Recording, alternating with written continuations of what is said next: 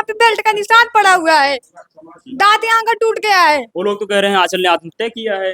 उनको उनके कहने से नहीं हो जाता, वो मारे हैं, मारने के बाद जाके लटका दिए हैं। जनपद जौनपुर के खुटहान थाना क्षेत्र के ख्वाजापुर गांव के रहने वाली आंचल श्रीवास्तव की शादी खुटहान थाना क्षेत्र के पनौली गांव के रहने वाले निखिल श्रीवास्तव से बीते वर्ष होती है। उसके बाद वो अपने पति के साथ जहां पे उनके पति काम करते थे महाराष्ट्र में, वो रहने के लिए चली जाती थी, जीवन यापन करने के लिए चली जाती थी। उसके बाद बीते दिने 15 तारीख को खबर आ लगती है कि उन्होंने आत्महत्या कर लिया है। इस खबर को जैसे ही मायके वाले सुनते हैं, इनके होश उड़ जाते हैं कि आखिरकार अभी शादी के साल भर नहीं बीते हैं, ऐसी घटना क्यों हो जाती है। तमाम सवाल खड़े हो जाते हैं निखिल श्रीवास्तव के ऊपर। आखिरकार जब वो दो लोग ही वहां पे रहते थे या अन्य लोग वहां पे रहते थे, आखिरकार आंचल श्रीवास्तव की क्या वजह हो सकती है जिसके कारण उन्होंने आत्महत्या कर लिया। आइए उन्हीं परिवार के बीच में है, आंचल के घर वालों के बीच में है, इनसे बातचीत करते हैं कि क्या कुछ कारण रहा और क्या कुछ इन लोगों का आरोप रहा इनके दामाद के ऊपर, निखिल श्रीवास्तव के ऊपर। आइए इनसे बातचीत करते हैं।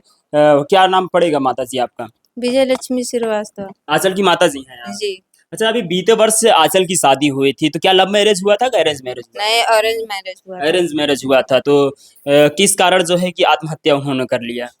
आत्महत्या वो की नहीं है, उसकी हत्या की गई। निखिल श्रीवास्तव ही उसकी हत्या किया है। रोज वो 6 बजे जाता था, 10:30 बजे वो नाइट ड्यूटी करके आता था। जिस दिन हमारी बेटी को खत्म किया है, उस दिन वो कहा कि 6 बजे शाम से मेरा 6 बजे अगली सुबह तक मेरी ड्यूटी है।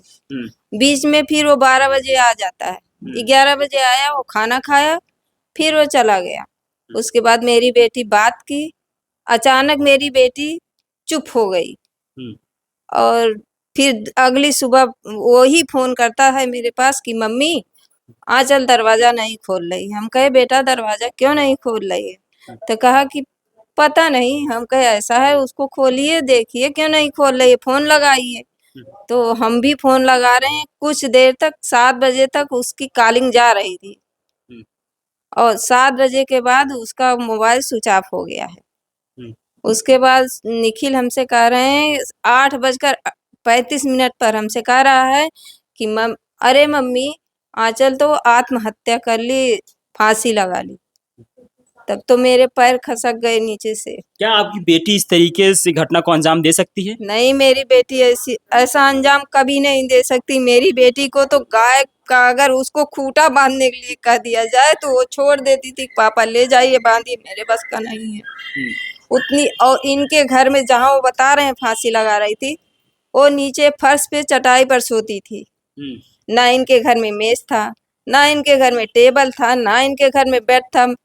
हमसे कही मम्मी देखिए हम यही सोते हैं। हम रोने लगे। हम कहे बेटा तुम इतने मोटे गद्दे पर सोती थी, आज तुम कैसे चटाई पर सो ले रही हो?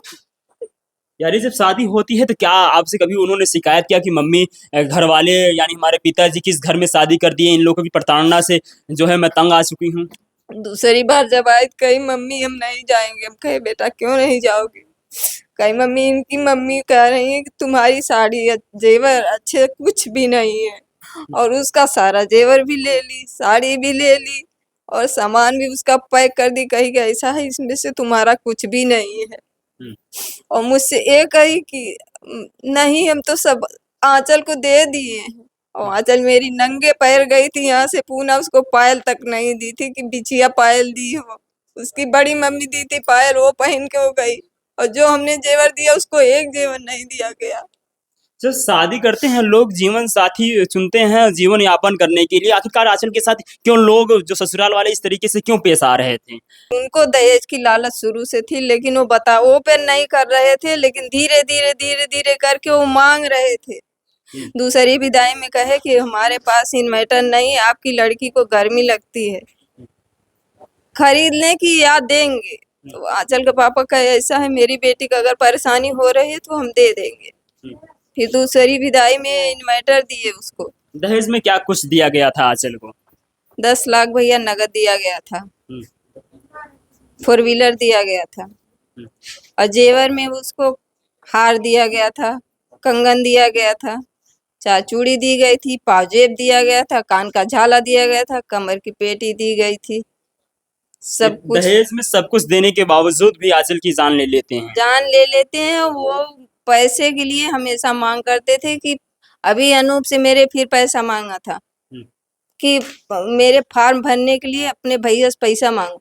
अनूप मेरा पैसा भेजा उसके लिए कि ले जाओ तो उस अपने पति का एडमिशन करा दो, क्योंकि वो इंटर पास था ही। हम और लोग आपकी बेटी कितनी पढ़ाई की थी? मेरी बेटी एमबीए सेकेंड ईयर में थी, बीएससी कर चुकी थी।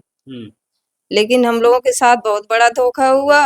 ये सुनील श्रीवास्तव ही धोखा किए। ये कौन है? सुनील श्रीवास्तव कौन है? निखिल श्रीवास्तव के पापा हैं। वो हमेशा झूठ बोलता गया। पहले कहा कि हम लोग गोद भराई में 4 लोग आएंगे, फिर कहा 7 लोग आएंगे, लेके आया 50 लोगों को और कहा कि सबकी विदाई कीजिए। हम लोग कहे भैया हम लोग इतने लोगों को कपड़ा नहीं लेके आए हैं। कहा पैसा दीजिए, तब इनके पापा पैसा ले जाके दिए। यानी शुरू से उनके लालच को देखते हुए भी आप लोगों ने जो अपनी बेटी को उनके बेटे के साथ शादी कर देते हैं।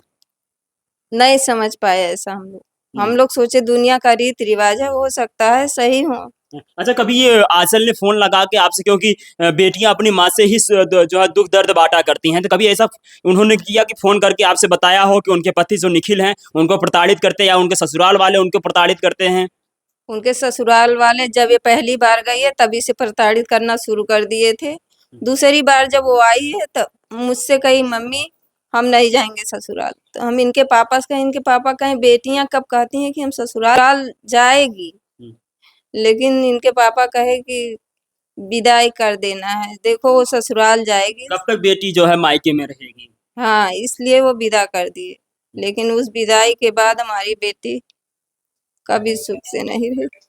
अच्छा, जब निखिल आपके पास फोन करता है तो उस तरीके से क्या बताता है कि उन्होंने आत्महत्या कर लिया? और उसके बाद जब आप शव को देखती हैं, जब आंचल का शव घर पे आता है, तो उस वक्त देखने के बाद क्या आपको लगता है कि आत्महत्या की है, उसकी हत्या की गई है? उसकी हत्या की गई भैया। उसके शरीर पे चोटों के निशान थे, हाथ पे उसके मारा गया था, दांत उसका तोड़ दिया गया था, एक तरफ का पूरा दांत तोड़ दिया गया था, पैर पे उसके मारा गया था। प्रशासन से क्या कुछ कहना चाहेंगे आप?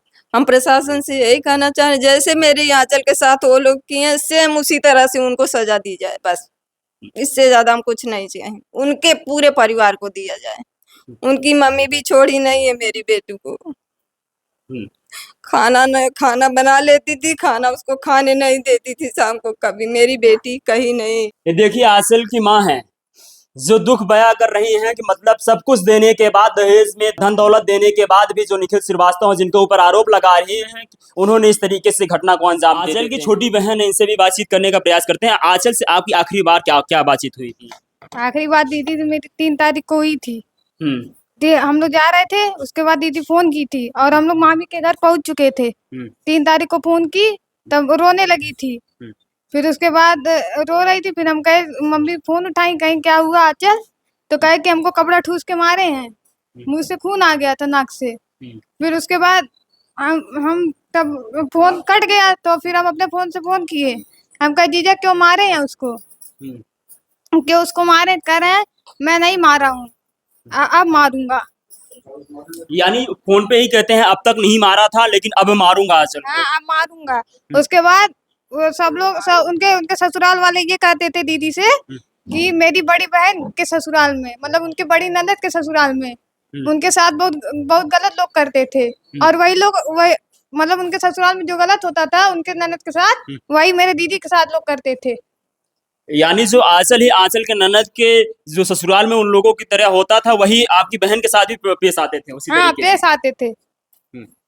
यानी उनकी घर की बेटी के साथ जिस तरीके से हो रहा था उस तरीके से आंचल की तरह भी वो लोग पेश आते थे, ऐसा ना? हाँ, और आंचल दीदी यहाँ गई थी, उसका कपड़ा वपड़ा लेके लोग पहन लेते थे। हाँ। अच्छा, कभी आपसे बातचीत करते वक्त, क्योंकि आप बहन थे, या कोई बातचीत करते वक्त उन्होंने बताया हो कि मैं उस घर पे नहीं जाना चाहता हूँ कि निखिल अच्छे नहीं है, हमारे ससुराल वाले अच्छे नहीं हैं, हमारे साथ इस तरीके से घटना कर सकते हैं? नहीं, निखिल हमेशा बात पे कहते थे कि मैं चुप रहो नहीं तो मारूंगा, चुप रहो नहीं तो मारूंगा, हमेशा कहते थे। अच्छा, कभी आपने जीजा से अपने नहीं पूछा कि आखिर क्या कमी रह गई है जो हमारी दीदी के साथ इस तरीके से आप पेश आ रहे हो? नहीं पूछे थे, लेकिन उस दिन 3 तारीख को पूछे थे कि क्यों आप मारे हैं। हाँ। तो अच्छा, उन्होंने बताया कि मारा नहीं हूँ लेकिन अब मारूंगा। अच्छा, जब शव आता है, जब आपके दीदी का शव घर पे यहाँ पे आता है, तो उनका शव देख के, हालात देख के आपको कैसा लगा कि किस तरीके से उनकी जान गई होगी? मारे हैं, मारे हैं, वो ऐसे नहीं मर सकती। उसके हाथ पे यहाँ पे बेल्ट का निशान पड़ा हुआ है, दांत यहाँ का टूट गया है। वो लोग तो कह रहे हैं आंचल ने आत्महत्या किया है। उनको उनके कहने से नहीं हो जाता, वो मारे हैं, मारने के बाद जाके लटका दिए हैं।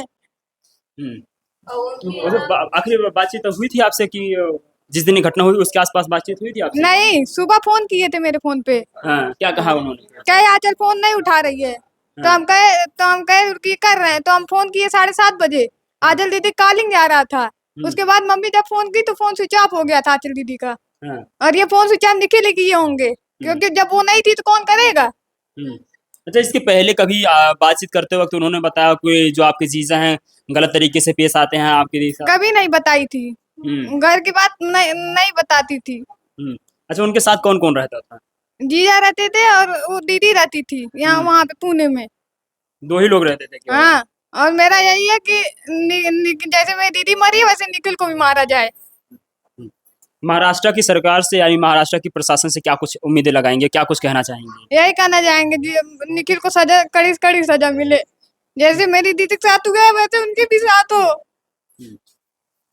ये मामला पूरा महाराष्ट्र का है और महाराष्ट्र पुलिस इस पे जांच पड़ताल कर रही है। अब तो ये देखना बाकी होगा कि आखिरकार आंचल के साथ क्या कुछ हुआ था उस दिन, कि जिस तरीके से मायके वालों का आरोप है कि उन्होंने आत्महत्या नहीं किया है बल्कि निखिल ने उनकी हत्या किया है। क्या इसके पीछे दहेज, क्योंकि आजकल देखा जाता है दहेज में बेटियां जल रही हैं, इतना दहेज देने के साथ इस तरीके से घटना हो जाती है।